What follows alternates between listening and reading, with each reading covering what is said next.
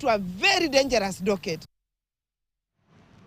Hapa Nairobi, Katibu Mkuu wa KUPPET Akelo Misori pia alizungumza kuhusu walimu kuwasha mishumaa, ama aliongoza walimu katika kuwasha mishumaa kwenye kesha usiku wa leo kumuomboleza Ojwang. Hebu tumsikilize.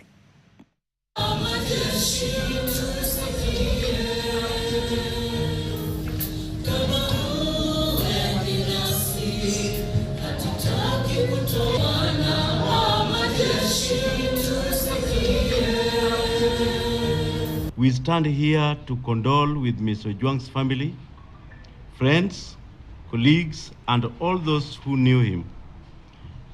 The brutal killing of yet another innocent young Kenyan has shaken the country.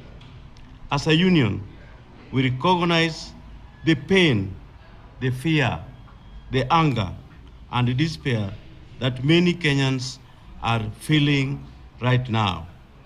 We denounce police brutality, injustice, and all forms of violence. We stand with Mr. Ojwang's family in calling for transparent investigations into the killing and accountability for those responsible.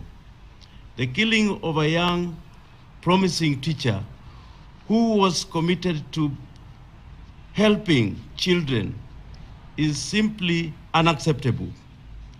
A teacher's role is not limited to classroom learning. Kama njia moja ya kupambana na mabadiliko ya hali ya anga na pia kuwawezesha vijana na